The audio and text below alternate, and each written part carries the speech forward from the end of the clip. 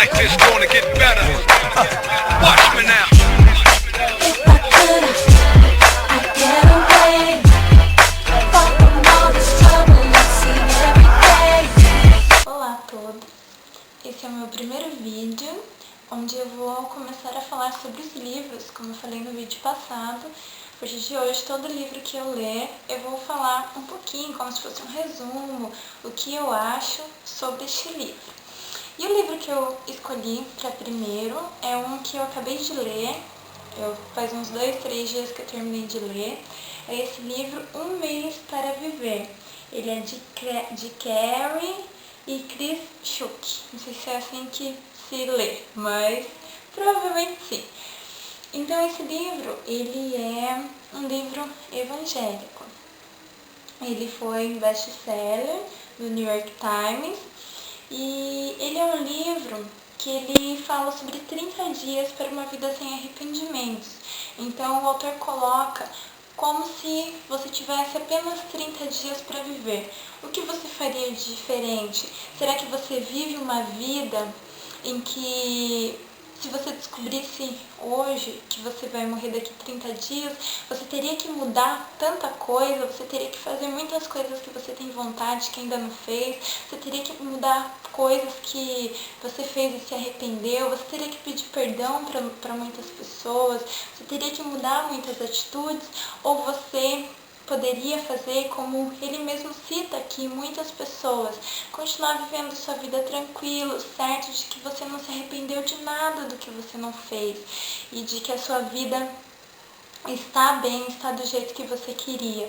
Então aqui no livro ele fala um pouquinho sobre isso, ele fala que a expectativa da morte, ela é sempre capaz de despertar muitas emoções em muitas pessoas.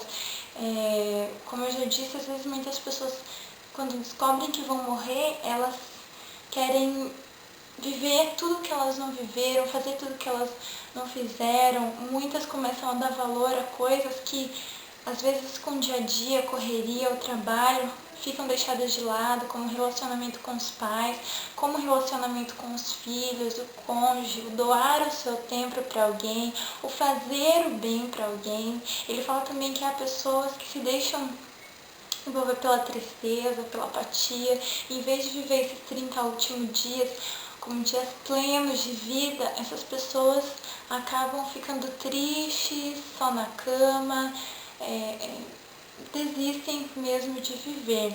Mas ele incentiva, a fazermos uma reflexão, que se nós descobríssemos que realmente só falta um mês para nós vivermos, o que nós faríamos, Qual seria a nossa conduta? Aí até aqui ele fala, que as pessoas, quando descobrem, valorizam as coisas simples, aproximam-se da família, dos verdadeiros amigos, reavaliam prioridades, valorizam a Deus e preocupam-se com o legado que deixarão. Então as pessoas se preocupam, o que elas vão deixar de bom? Porque as coisas que nós deixamos, como bens terrenos, como casa, propriedade, dinheiro, a nossa roupa, tudo vai virar cinzas, tudo vai passar. Daqui a pouco ninguém vai se lembrar. A cadeira que eu sentei hoje no meu trabalho, se eu morrer amanhã, vão se lembrar por uns dias, depois ninguém vai mais se lembrar. Então, o que importa mesmo é as marcas que a gente deixa nas outras pessoas, um pouquinho da nossa essência, um pouquinho da nossa personalidade, aquilo que a gente compartilha com as outras pessoas, é isso que importa, e é isso que o autor coloca aqui. E eu queria ler um trechinho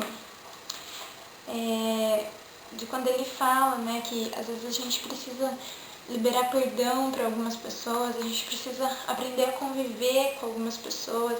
E aí ele fala de alguns tipos de pessoas que ele denomina como ferramentas, que é engraçado, por isso eu quero ler para vocês.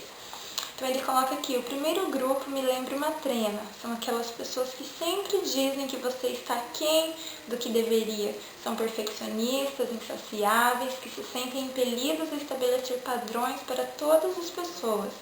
Não se cansam de medir, mesmo sabendo que os outros nunca chegarão ao ponto que desejam.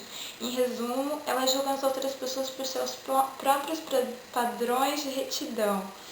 Outro tipo de pessoa é o martelo. Os martelos costumam ter a sutileza de um trator, impondo seus desejos aos outros e abrindo caminho à força. Em torno das pessoas martelo, os outros pisam em ovos, porque nunca sabem quando elas vão cair sobre sua cabeça. Geralmente são expansivas e exigentes, ou sutis e manipuladoras, mas são obstinadas em usar a força da própria vontade para conseguir o que desejam.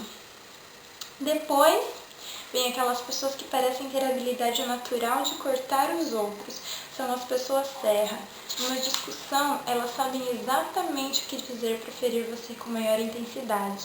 Suas palavras podem ser sarcásticas ou diretas, mas sempre têm o poder de cortar fundo e deixar os outros sangrando caídos no chão. As serras sempre ganham as discussões, não por estarem certas, mas porque cortam o outro num ponto que o enfraquece. Depois ele fala sobre as pessoas alicates de pressão, que são aquelas pessoas que apertam e não sabem quando largar. Elas são extremamente carentes e costumam sugar a vida dos que estão ao seu redor. Desconhecem limites sociais e relacionais e saltam de crise em crise, precisando de constante apoio e encorajamento.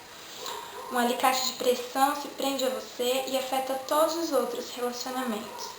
Depois ele fala sobre o esmeril, aquela pessoa com personalidade explosiva que espera para entrar em cena e jogar faíscas para todo lado. Depois tem o machado, aquele tipo de pessoa que arranca enormes pedaços por onde passa. Tendem a ser negativas, sempre reclamando e procurando maneiras de cortar as esperanças e os planos dos outros. Suas primas, as machadinhas, normalmente cortam pedaços menores, mas apegam-se a feridas passadas e provocam dor mais prolongada.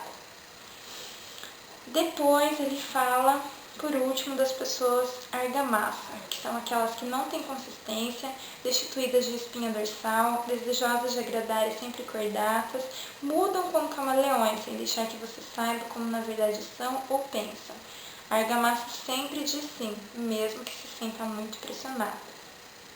Então, o que ele quer dizer com todas essas pessoas, com todos esses tipos de pessoas, né? Ele está falando sobre os relacionamentos, sobre você, mesmo que você tenha algum tipo de pessoa dessas, você tem que aprender a conviver, você tem que aprender a respeitar as diferenças, porque se todas as pessoas fossem iguais, né, o mundo não teria graça, se não existissem as diferenças.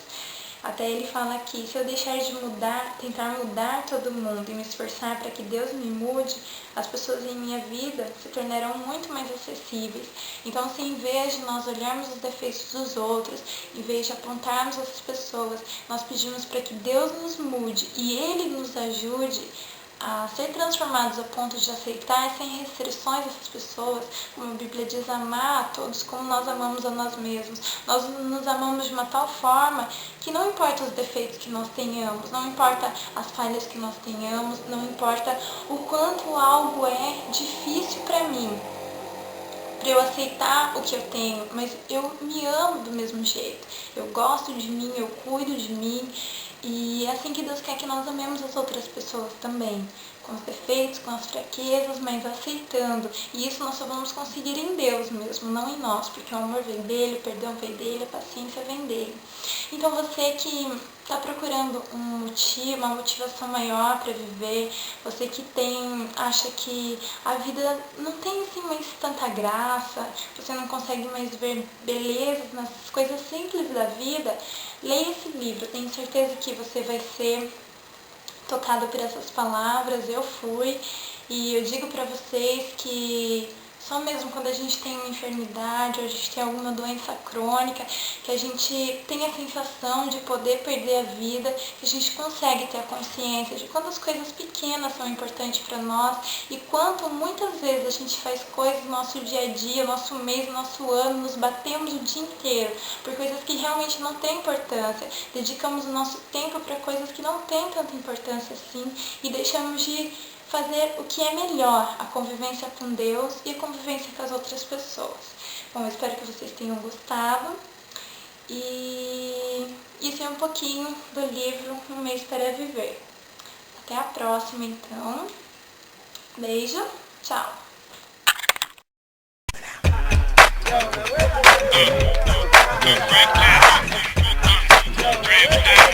If I could have your attention, please. Calling all God's people. Time to come out of the darkness.